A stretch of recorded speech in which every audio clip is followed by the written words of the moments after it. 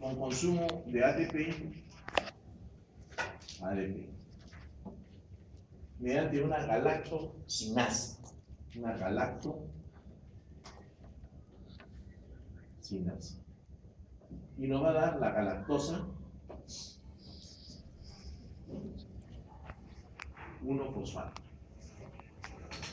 La galactosa 1-fosfato.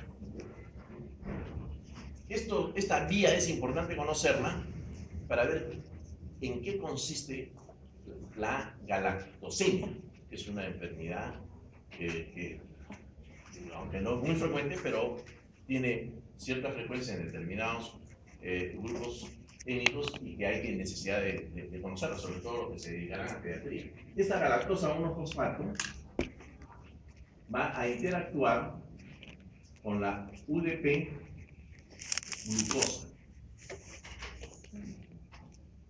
formando la UDP galactosa y la glucosa 1-fosfato. Esto se realiza gracias a una enzima que es una transferasa de UDP glucosa. Vamos a poner acá transferasa. Y acá la galactosinasa. Esta UDP galactosa, mediante la lactosa sintetasa,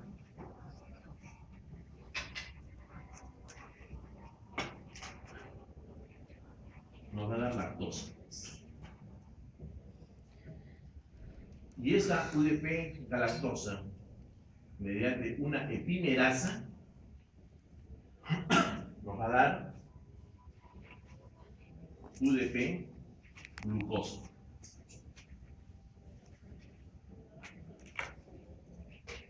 La que va a dar luego glucógeno.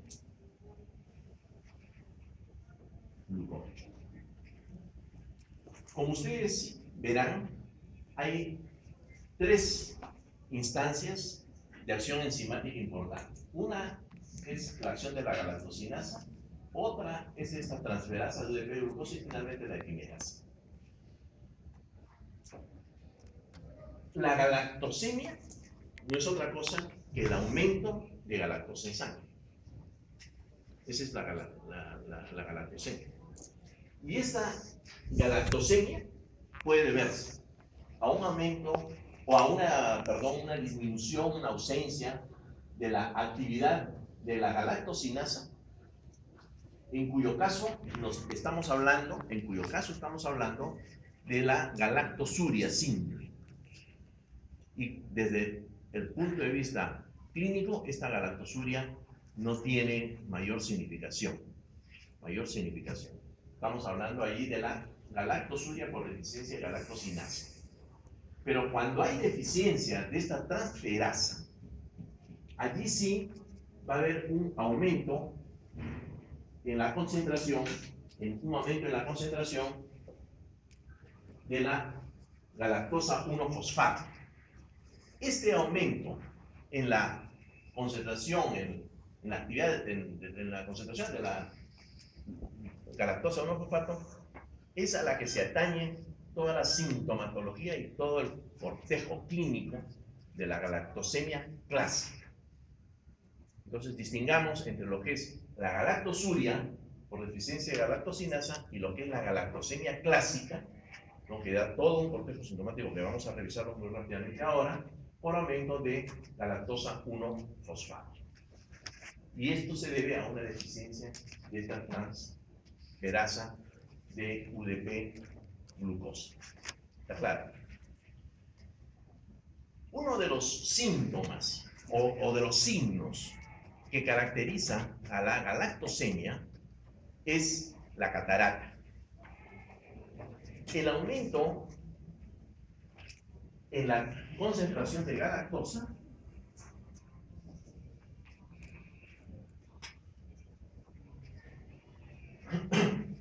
activa una enzima que es la reductasa de aldosa o aldosa reductasa.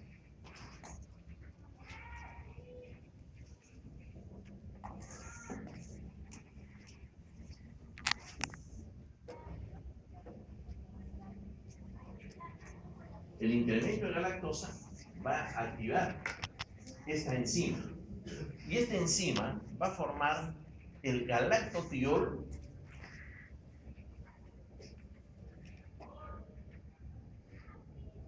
o dulcatiol.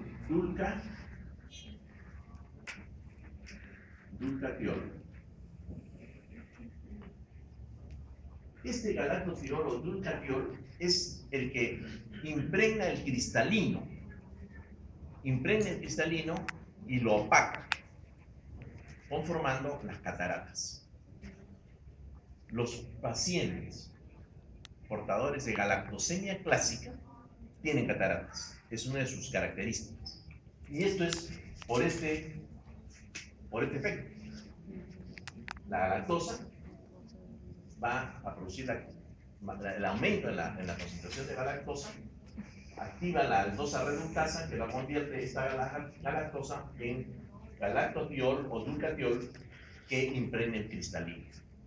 Pero esta reductasa de aldosa, a su vez, consume el NAD.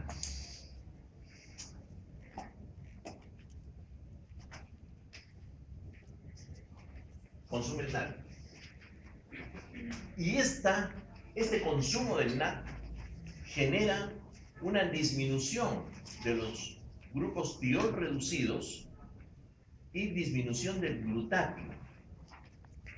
La disminución de los grupos tiol reducidos y la disminución del glutatio favorece la precipitación de las proteínas, que será un factor adicional a la presencia del glutatiol en el cristalino, porque esta precipitación se da en el cristalino, originando las cataratas. Entonces, ya vemos de dónde viene la alteración enzimática que genera la galactosemia clásica y la galactosúrica. Y ya vemos cómo es que se dan las cataratas en los pacientes portadores de esta alteración. Cataratas que nos debe hacer al pediatra sospechar de inmediato que puede haber un trastorno de este tipo cuando examina un niño con cataratas. La catarata pues no es frecuente en el niño, usualmente no se presenta en el niño.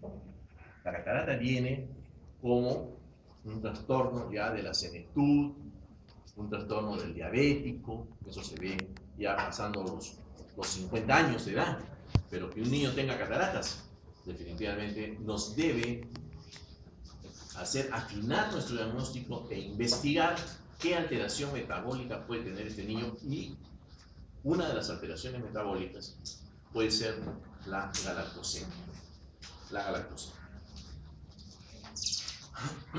Bien, ¿en qué otra sintomatología, qué otra característica clínica tienen los pacientes con galactosemia clásica además de las cataratas? Debido a la acumulación de galactosa 1-fosfato que se impregna, básicamente se acumula en el hígado, hay una disminución del fosfato inorgánico y se atribuye a esta presencia de acúmulo de galactosa 1-fosfato casi todo el cuadro clínico del paciente portador de galactosemia. Estos pacientes tienen retraso mental, hacen náuseas, vómitos, diarreas.